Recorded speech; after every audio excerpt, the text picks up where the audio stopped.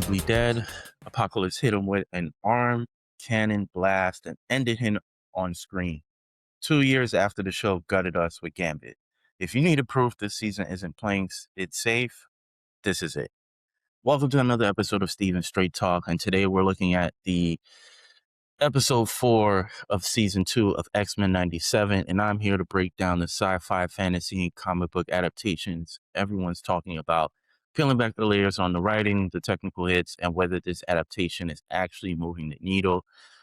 Just finished watching episode 4 of season 2 of X-Men 97. Fantastic episode. Great job by everyone over there at Disney Marvel, and they just continue to put out some of the best X-Men content that we've seen in the animated sort of world.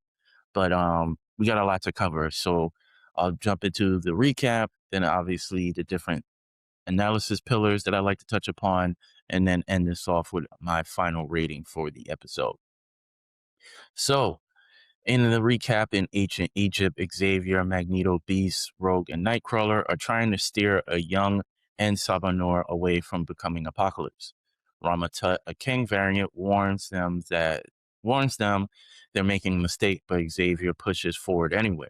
The team follows Sabanor into what turns out to be Ship, Apocalypse's ancient living weapon.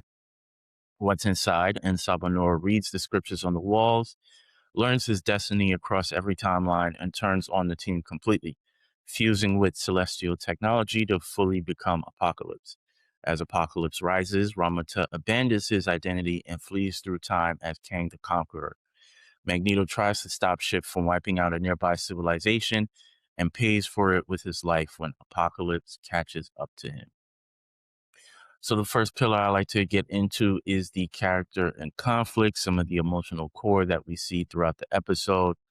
And we obviously have to start with the biggest moment in the episode, which is the untimely death of Magneto. And it essentially marks a true culmination in his arc in this series. We spend the episode with Magneto trying to prove that mutants don't have the right to rule through fear, and he actually dies proving that exact sort of ideology. You know, he sacrifices himself to save the people in a nearby civilization, and he pays for it dearly. We see after he stops this sort of black hole that was killing people and pulling essentially the area within it, how much it damages his body, only for Apocalypse to pop back up and essentially unalive him in front of Xavier, which was, for me, and this kind of touches upon the technical aspect of it, it was a very well done scene, because as you see him change his arm into a blaster, and we see the energy about to come for the blaster, we see how powerful it is, because you actually start to see Magneto's skeleton and ribcage and everything. And then once he's done, the only thing that's left is his actual helmet. You don't actually see any sort of body or corpse in any sort of capacity. So they definitely hit the mark when it came to showing this scene.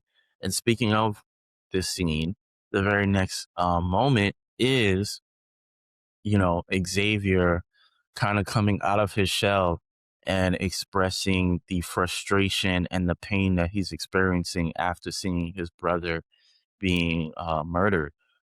He speaks in a manner that is unlike him, that we've seen throughout any iteration of Xavier, whether it's the animated show and live action. And he is absolutely furious. He's clearly grieving, and he's actually kind of supportive of taking a life in retaliation, as he speaks about how Ensabanor's mother had abandoned him, and how he was left for dead, and how he would be better off being dead versus the Apocalypse that we see now, which is one of the few times that we've seen Xavier kind of buckle under the circumstances of what he's experiencing. And they do a great job in this whole arc of, balancing the dynamic between Xavier, Magneto, and Sabanur, because they believe, each of them all believe that they know what's best for the world, but none of them are fully right throughout the little arc. And we see some of the ramifications for it. But prior to that, um, we do get this scene earlier in the episode where where Rama-Tut uses, I guess, his version of Cerebro to go into Charles's mind and essentially explains his existence to Charles and his reasoning there. And then he also talks about uh, the different versions of him that existed through various timelines, the variants of it all. He references them by name. He references Nathaniel. He references Kang, and then he also references Victor Timely. And then he explains to Charles how he's basically uh, incapable for understanding all of these uh, origins and all of these different variants in his existence overall. And then he also explains to him how basically Charles and the rest of them actually need to help uh, Rama-Tut gain access to the celestial power inside of the temple. Otherwise, Ensabanor will retrieve it and end up becoming Apocalypse. So either help him retrieve the power so that he can continue to be the conqueror of ancient Egypt, or um, fall into what seems to be destiny in terms of Ensabanor understanding who he is, getting that celestial power, and then becoming the apocalypse that we see throughout the rest of history. So I found that scene to be very interesting, given all the lore behind Kang the Conqueror and Nathaniel Richards of it all, and then also the fact that basically Charles and the rest of the team were in essentially a lose-lose sort of situation. Either help Rama-Tut gain the celestial power and enforce his his dictatorship, or allow history to play the course, and Ansabanor ends up being Apocalypse anyway. So really dope scene from that aspect. And I'm not the biggest comic book person, never really read comics, but because I'm such a big fan of Marvel, I am familiar with some of these things to a certain extent. So I'm sure people will correct me in the comments if I'm wrong about anything. But obviously, one of the names that Rama-Tut mentions is Nathaniel, which I don't essentially want to call him the original, but he is from the future, well distant future. I believe he is a distant relative to Reed Richards, and he's some sort of scientist engineer who understands the whole multiverse of it all, and eventually becomes Kang the Conqueror and assumes these variations of himself throughout time to all rule and conquer different timelines.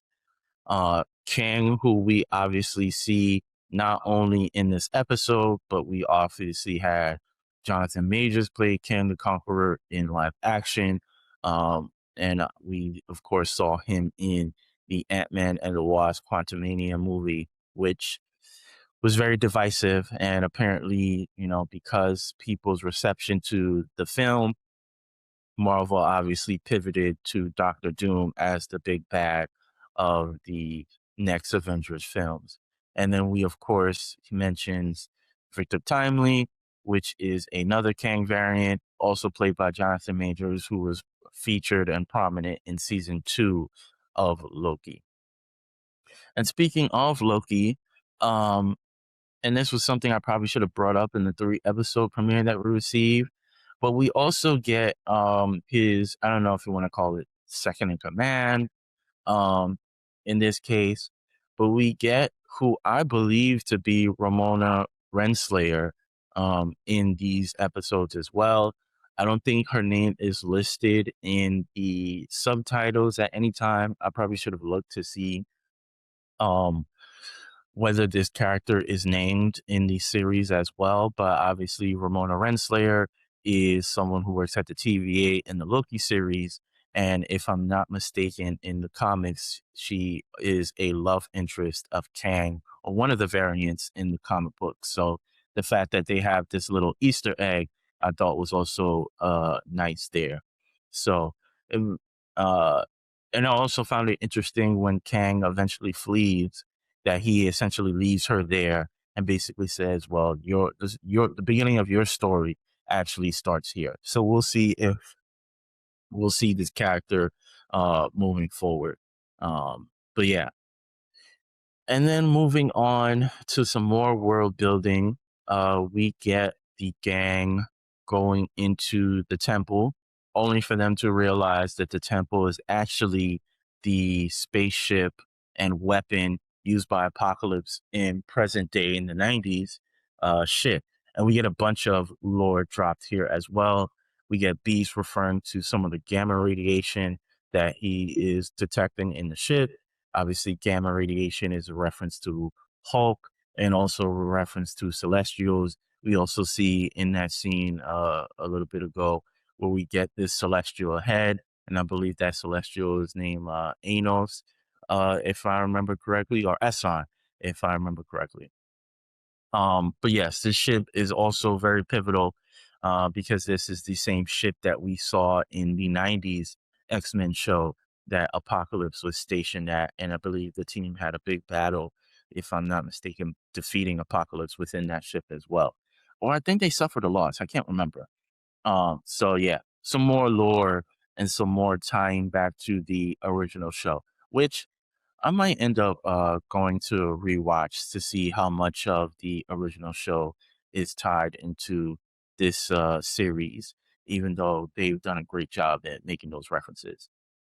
And speaking of the original show, we also get the post-credit scene that features Wolverine being visited by Captain America and Black Widow.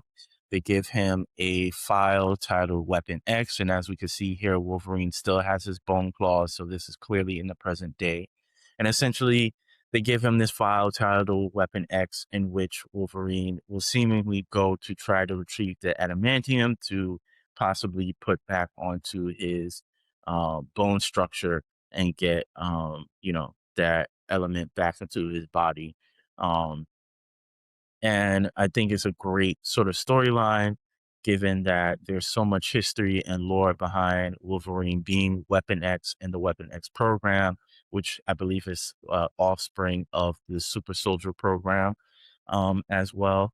And then shout out to Nana from our Discord, who everyone in that Discord is so knowledgeable and well versed in a bunch of different mediums, but we also she made it clear or brought this up in the Discord where we were discussing X-Men 97 that this is actually a reference to the Uncanny X-Men issue number 268, in which Captain America, Black Widow, and Wolverine go on a mission for the first time. So I like that they had this little tidbit here, and we also see that they kept the same hairstyle with the little shortcut on Black Widow in comparison to what we typically see in the live action universe. And then in my belief and my theory, kind of tying all these things together as well is the fact that in the original 90s show, when Wolverine does go back to try to retrace some of his memories, he runs into Team X, which is the team that he was a part of, that were not necessarily a part of the Weapon X program, but they were somewhat offspring of it, if I'm not mistaken. And that team featured a bunch of members. We obviously see Sabretooth here, but the team also featured Silver Fox, Maverick, John Wraith, Mastodon, and Kestrel. So we'll see if we'll see any of those characters in next week's episode. But I think there was a fantastic job of pulling some lore in terms of tying it to a comic book run, as well as some of the run that we see in the original episodes, or into one of the original story arcs in the original show. So, this was a really good episode. And I mean, also something that was brought to my attention was the fact that, in this episode, we see that Apocalypse is the one that kills Magneto. But in the actual source material in the 1995 version of Age of Apocalypse comic arc, it is Magneto who is the one that kills Apocalypse. So the fact that they're doing this little switcheroo, I thought was really impressive. And, for those that are comic book readers are aware of it, so they possibly like that change. And for people like myself who aren't familiar with the source material, just the shock value of it all was just well executed and well done. And I mean, overall, the pacing in this episode was great because it covers so much. You get two major reveals in reference to Ensabanur learning about Apocalypse, and then Rama-Tut providing more lore to who he is in existence. We get the full villain transformation once Ensabanur acquires the celestial power and becomes Apocalypse. And then we also get the character death of Magneto. But none of it ever feels like it's rushed or overstuffed. It all paces well, and it was such a well done episode overall. And just the story arcs in the first half of the season is just so well done. So with that being said, let's jump into our final word and give my rating. If you're new to the show, we work on a 5 remote or 5-star system, and 1 remote being unwatchable, 5 remotes being all-time great peak television. And for this episode, I would have to give it a 4 out of 5, even maybe a 4.5 out of 5. I thought this was really, really good. I think the only reason why it doesn't get a 5 is I think from an emotional standpoint, there's a little bit more that you get from the season 1, where Gambit dies in comparison to Magneto dies.